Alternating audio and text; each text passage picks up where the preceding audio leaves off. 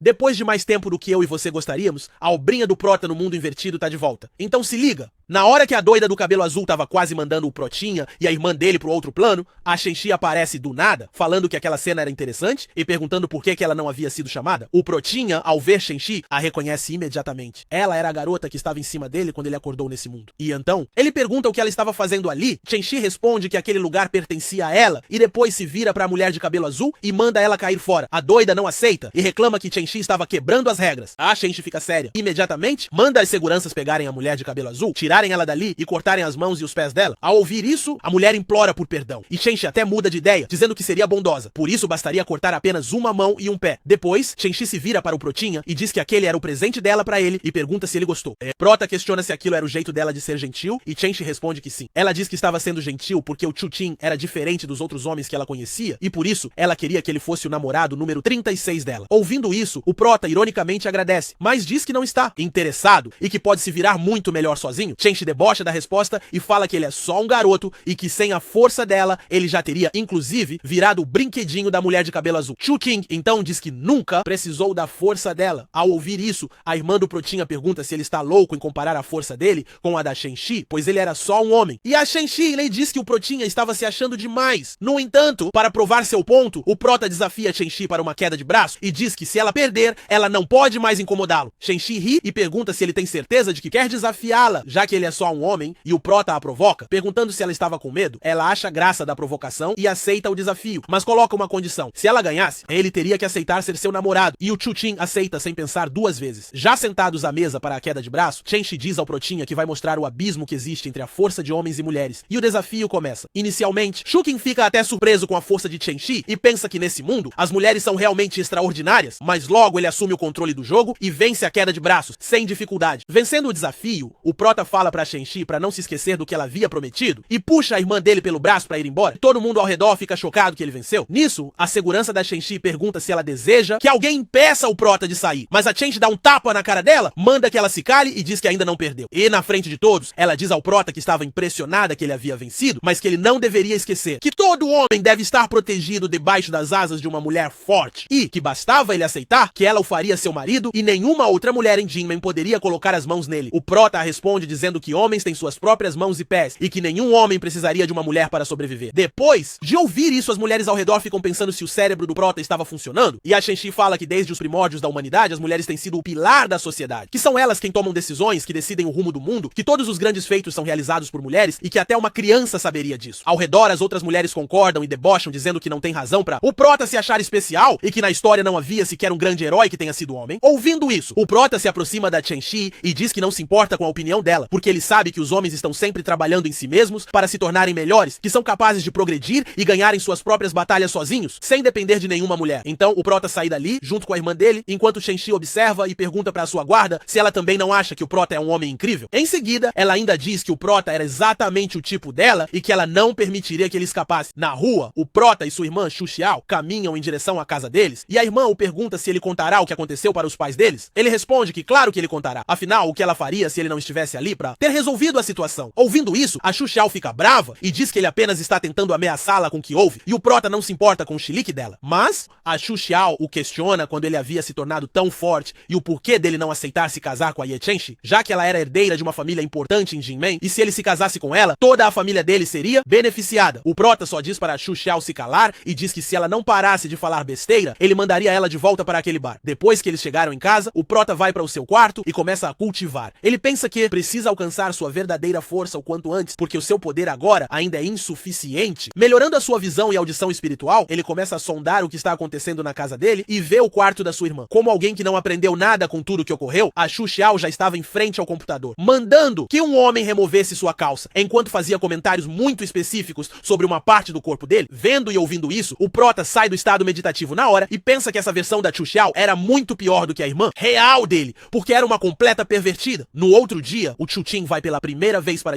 a escola secundária de Jinmen, e quando ele já estava prestes a entrar, houve alguém chamando pelo nome dele. Era um gordinho que vinha correndo de um jeito que nem sei como descrever, e o Protinha só pensa que aquela era a versão do inferno do melhor amigo dele, o Lin-Dong. Quando alcança o Prota, o Lin-Dong pega delicadamente nas mãos dele e pergunta o porquê não havia atendido as ligações dele. Chocado, o Prota só remove as mãos dele no mesmo instante. O Lin-Dong, então, diz que estava preocupado com o Prota, porque ficou sabendo que ele havia se metido em problemas. Entretanto, Chu-Chin não consegue lidar com aquela versão do Lin-Dong, por isso, desconversa dizendo que estava tudo bem e depois sai correndo. Consigo ele pensa que aquele, definitivamente, não era o melhor amigo. Já na sala de aula, o Prota está sentado na cadeira com um sentimento de derrota, pensando que não aguenta mais aquele mundo. Então ele sente alguém cutucando o seu ombro, e quando olha pra cima, vê uma garota fofa de cabelo roxo. Essa menina se chama Song-Goran, é a presidente da turma. Ela o pergunta se ele estava bem. Chu-Chin apenas responde que ele estava bem e só não havia comido nada de manhã e por isso estava com fome. Toda tímida, a Song-Goran fala que ela trouxe um lanche e que eles poderiam comer juntos se o Protinha quisesse. Ainda diz que o dia do vestibular estava chegando e que por isso o Prota deveria se alimentar bem. Mas antes que Chu-Chin a respondesse, uma garota grita com a Song-Goran questionando como ela usava conversar com o Prota. E aí vemos essa daí do cabelo vermelho, com o rosto de Dardó e uma personalidade ainda pior. E a doida simplesmente manda a Song-Goran voando enquanto gruda no pescoço do Prota. E o chamando de bebê, pergunta se ele leu a carta de amor que ela havia entregue pra ele em outro dia. Claro que o Prota nem responde, e furioso só manda a maluca pra longe dele. Mas quando levanta do chão, ela basicamente vira um demônio e vai pra cima dele, dizendo que o Prota pagaria pelo que havia feito. Porém, quando Chu-Chin já estava se preparando pra agir, alguém grita pra doida parar. E foi esse garoto aí chamado Ye-Mao. A doida pergunta a Ye-Mao o que ele estava fazendo, e ele só manda que ela caia fora, antes que ele enjoe da cara dela. E ela de fato sai correndo, dizendo que só estava indo embora porque ele era irmão da Shen-Chi. Mas antes ameaça o Prota, dizendo que ela o encontraria mais tarde. O Ye-Mao então se dirige ao Chu-Chin, perguntando se ele tem 1 minuto, porque precisava falar em particular com ele. Os dois então vão pra uma sacada na escola,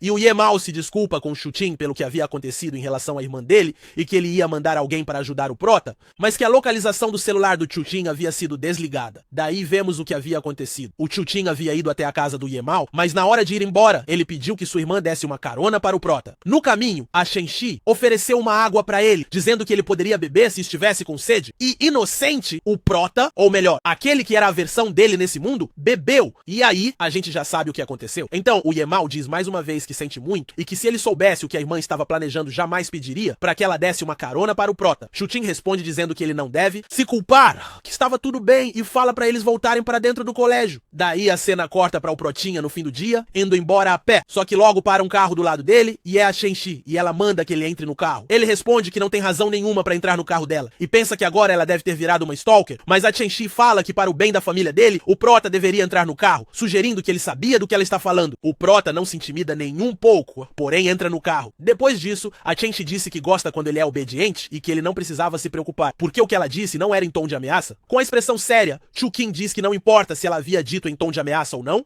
enquanto, com um mero toque, estilhaça um enfeite que estava pendurado no retrovisor do carro, e a Shen-Chi se assusta com o que aconteceu, mas antes que pudesse reagir, o Prota vai pra cima dela, tocando o seu queixo e questionando se ela gostaria de conhecer as consequências de ter ameaçado a família dele. Inicialmente, a Shen-Chi fica completamente sem jeito com a atitude do Prota e reafirma que não era uma ameaça, só que ela apenas sabia que a empresa da mãe dele estava passando por dificuldades e ela tinha poder para ajudar a família dele. Chu-Chin então pergunta, em tom sedutor, se a Shen-Chi só estava tentando ser boazinha com ele, e ela responde que ela poderia ser boazinha ou não, mas que independente disso, a partir daquele momento, ela iria cortejá-lo abertamente. Mas que o Prota e ela poderiam começar apenas como amigos, e que se ele aceitasse, ela ajudaria a empresa da família dele. Chu-Chin diz que tudo bem então, que eles poderiam ser amigos, mas que ela deveria tomar cuidado com as intenções dela, e com o que fala. Depois manda que ela dirija logo. A Shen-Chi fica abismada com a ousadia dele, mas não fala nada e segue dirigindo. No caminho, ela diz que quer perguntar algo e questiona se o Prota pratica artes marciais antigas. O Prota responde que claro que não, já que logicamente os homens não podiam cultivar. A Shen-Chi ri e disse que sabe que ele mente sobre a força dele e que ele não é como os outros homens. Ela admite que havia mandado investigar brevemente o Prota e a família dele, e que nas aparências não havia conexão com as artes marciais antigas, mas com a reação dele ao responder a pergunta dela, ela pensa que aquilo era um segredo que ele guardava. O Prota pensa por um instante, mas antes que pudesse falar alguma coisa, ele vê um caminhão indo em direção ao carro e grita para a Shen-Chi desviar, porém o caminhão bate com tudo no carro, e o carro em que o Protinha e a Shen-Chi estava sai voando e capota. Gostou? Se sim, segue, curte, comenta e compartilha, que se vocês quiserem logo sai a parte 4. Fui!